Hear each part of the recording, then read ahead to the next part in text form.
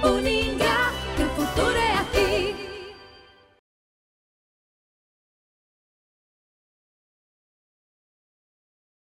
Olá, professora Denisa Borsato, dando continuidade na nossa aula de controladoria. Bom, nessa nossa aula de hoje, nós vamos ver a missão e o perfil do controller, que é o profissional, né, que é o titular dessa nossa disciplina, né? O sistema de informações gerenciais, então, ao contrário do que a gente vê no senso comum de alguns gerentes de instituições financeiras, o que é de fato esse sistema gerencial no meio organizacional contábil. E as considerações finais do perfil do profissional da controladoria. Nós temos aqui a missão desse profissional, né? Então, a missão do controller, ele é responsável por esse departamento da controladoria. Como nós vimos em aulas anteriores, né? Esse profissional pode ser formado em administração, ciências contábeis, economia, e ele precisa de ter o quê? Uma formação não somente técnica, mas de forma sistêmica. Ele tem que ter conhecimento da legislação contábil, fiscal, financeira, né, e as normas e padrões da contabilidade e também da parte administrativa. Então, conhecimentos na área de gestão de pessoas, na área de gestão administrativa financeira, logística e custos e produção, processos de industrialização, né?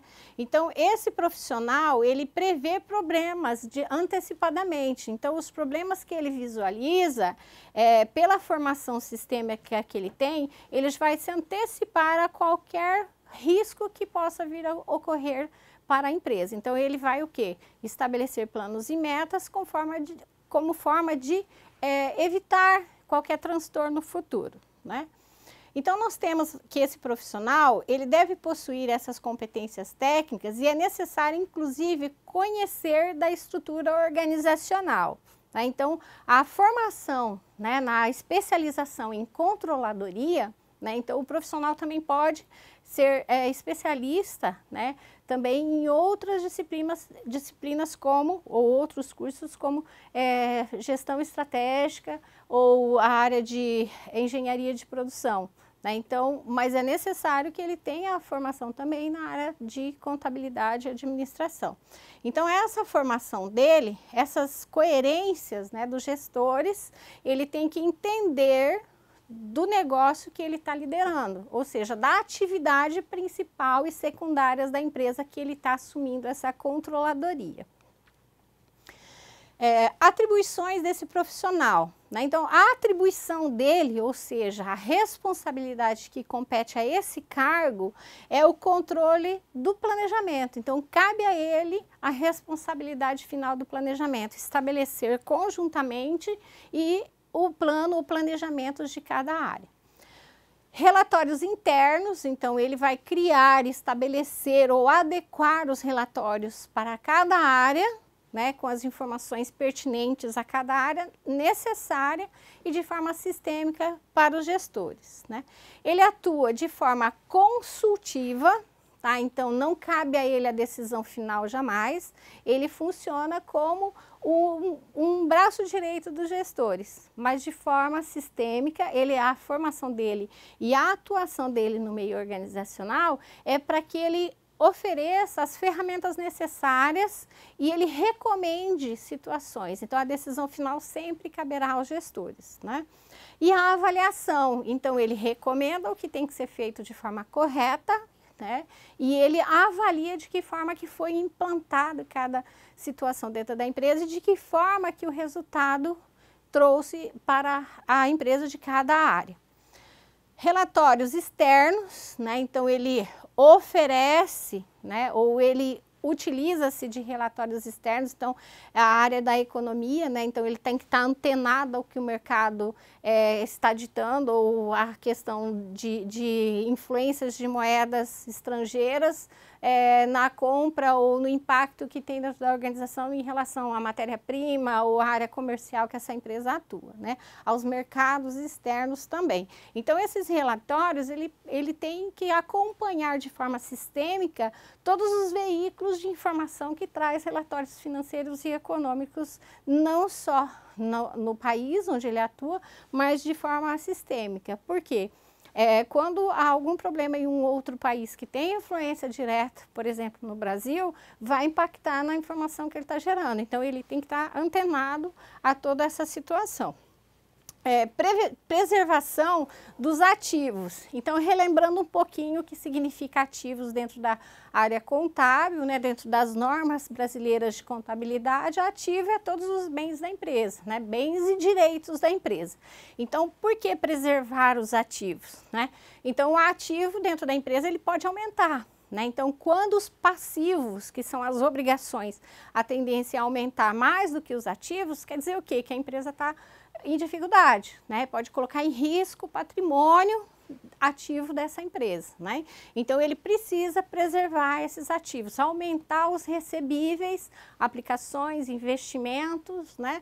Para que a empresa tenha prosperidade econômica. Análise econômica, então, como se dá a análise econômica? Por base nos demonstrativos contábeis, né? Então, análise de balanço é uma ferramenta que é utilizada dentro da controladoria de forma diária, né? Então, todo final de mês fechou o resultado daquela empresa, é emitido os relatórios de análise econômica, conjuntamente com os relatórios de análise financeira. Então, é feito um equilíbrio, um acompanhamento. Lembrando que no Brasil nós atuamos pelo regime de competência, então nós precisamos analisar o relatório econômico, que é o quê? Se nós temos lucro ou estamos tendo prejuízos apurados em balanço. E o resultado financeiro é o fruto dos recebíveis, também apurado com a ferramenta do balanço patrimonial, que nós analisamos quanto nós temos de disponibilidades em relação ao que nós temos de em caixa e banco e recebíveis de clientes e o que nós temos de obrigações a pagar para terceiros, né? E para o próprio governo. Então, esse resultado entre o ativo e o passivo, entre as obrigações e os direitos, né, nós temos a análise econômica e financeira de forma distinta, mas interligadas uma com a outra por meio do balanço patrimonial. A controladoria, ela precisa de informações da contabilidade, então não há o que se falar de controladoria sem uma contabilidade perfeita, né? Então, pelo fato de atender às normas brasileiras e internacionais da contabilidade, né? Então, a estrutura de balanço e as informações contidas no balanço, elas têm que ser fidedignas ao que se pratica dentro da sua organização. A necessidade do máximo de informação, né? Então, é possível contabilizar só um compromisso comercial? Sim. Né? Então, os contratos comerciais, eles têm que ser reconhecidos pela contabilidade, porque isso gera o quê? Um impacto futuro. Então, a contabilização, a contabilidade, ela prevê a contabilização de compromissos por meio de contratos comerciais, né? Então, nós conseguimos estabelecer metas, né, e objetivos dentro dessa realidade com a análise desses contratos. Então, pode ser que numa estrutura, numa determinada controladoria, nós temos aqueles profissionais especialistas só em análise de contrato, né? Então, é uma outra área que esse curso também possibilita a especialização depois, né, dentro da legislação de análise contratual. Então, esse impacto de um contrato mal feito, ele vai impactar drasticamente, colocando em risco os ativos da empresa, o patrimônio dessa empresa, né? Relatórios do SIG, né, do Sistema de Informação Gerencial. Então, a gente vai falar um pouquinho do que significa esse relatório gerencial, né? Então, eu não posso falar de emissão de mercadorias ou vendas sem o documento fiscal. Então, a forma gerencial conhecida no senso comum, ela não existe, né? Então, na lógica, dentro da realidade contábil, fiscal, financeira e dentro da legislação brasileira, quando nós falamos de controle gerencial, é o que? O planejamento e uma estratégia de um determinado prazo futuro. Né? Então, por exemplo, eu vou prever uma venda daqui 6 meses ou daqui para 6 meses. Então, eu não fiz essa venda ainda, mas ela tem que ser o quê? Mais aproximada da realidade. Daí eu não posso considerar como gerencial o que eu vendi sem a emissão do documento fiscal. Né? Isso é sonegação fiscal, isso não existe. Né? Então, é um erro que a gente ouve no senso comum que nós não podemos aceitar dessa forma. Né? Função principal, né? Então a função principal é esse controle de forma sistêmica e a destinação dos sistemas de apoio para a gestão. Então esses sistemas de apoio, com base no SIG, né, no Sistema de Informação Gerencial, eu tenho o quê? A base do controle contábil. Então, o sistema contábil o que é? Folha de pagamento, escrituração fiscal, que é o registro das entradas e saídas, e a informação para o fisco, e também a informação dos demonstrativos contábeis para os órgãos federais também, que hoje cruza-se a informação, e para o município. Então, algumas prefeituras ainda não se adequaram ao padrão, né, exigido, que é o que? A informação dentro dos arquivos que nós temos que ter essa logística dentro da contabilidade na apuração fiscal, né? E dentro dessa gestão, esse controle, esse sistema contábil, fiscal e folha de pagamento, né? Nós temos o controle gerencial dentro da controladoria, que ele pega todos esses dados reais e ele transforma num planejamento estratégico previsionando um futuro, né? O sistema de informação gerencial, então nós já falamos um pouco sobre ele, que é um conjunto de recursos e procedimentos independentes e autônomos e interdependentes entre si. Então, assim, esse sistema de gestão, ele depende da informação um do outro. Então, isso trata-se da informação gerencial. A folha de pagamento, como nós já vimos em outra aula, nós temos a estrutura da folha de pagamento para atender o Ministério do Trabalho, a Previdência Social, o Fundo de Garantia. Mas, para efeito de custo, nós pegamos essas mesmas informações e transformamos dentro da contabilidade de custo e dentro da contabilidade financeira e tributária.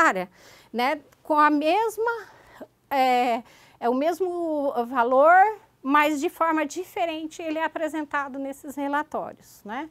E é tratado essas informações de forma diferente também. Dentro da produção e comunicação dessas informações, elas servirão por base dos processos decisórios e execução desses controles, né? Então, o controle contábil, o controle de estoque, que é muito discutido nos dias de hoje, né? Então, eu tenho que ter entrada e saída em tempo real do meu estoque. E essa informação de entrada e saída, na hora que nós registramos a nota dentro do sistema administrativo, no final do mês, o Departamento Fiscal e Contábil, ele tem que enviar arquivos para a Receita Federal e Estadual, que chama-se informações em relação ao estoque, né? Então, hoje nós chamamos isso de bloco K, né, que é uma tortura aí dentro da área contábil, porque hoje nós temos isso mais adequado, né? Mas a questão da falta de controle de algumas organizações dificulta o trabalho do contador, né? Então, a gente acaba tendo dificuldade de mandar essa informação, mas é necessário que todas as empresas se adequem. Isso não acontece numa empresa que tem implantado a controladoria. Por quê? Porque é uma das primeiras partes que é revisto dentro do planejamento estratégico dessa organização, né?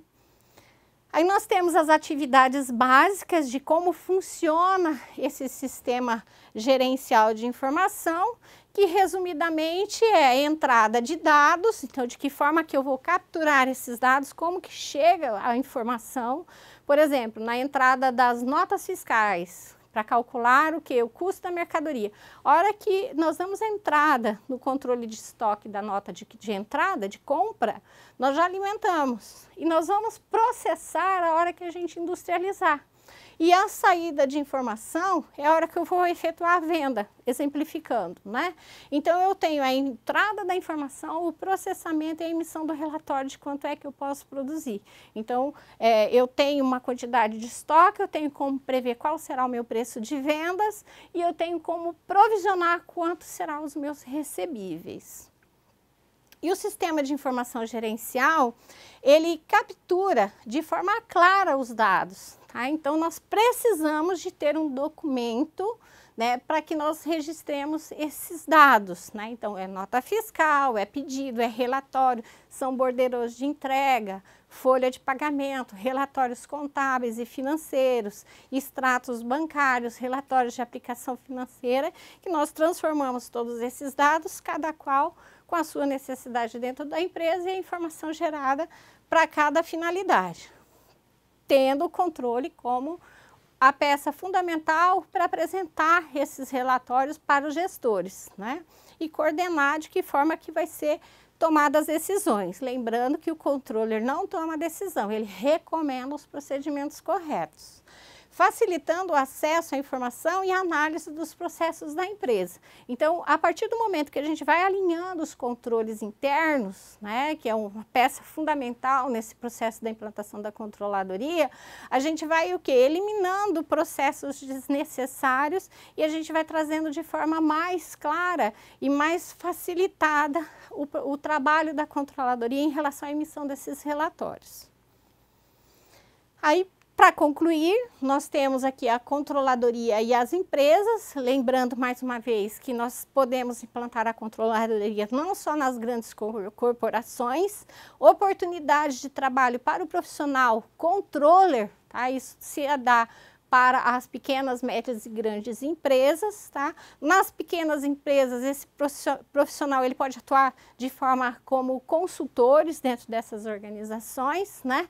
E ele também pode atuar como profissional na área da docência, né? E em outras áreas também. E o sistema de informação gerencial, que nós vimos as formas e o que é de fato esse sistema gerencial de controle, né? E por fim, né, nós chegamos aí a mais um final da nossa aula. Até o nosso próximo encontro.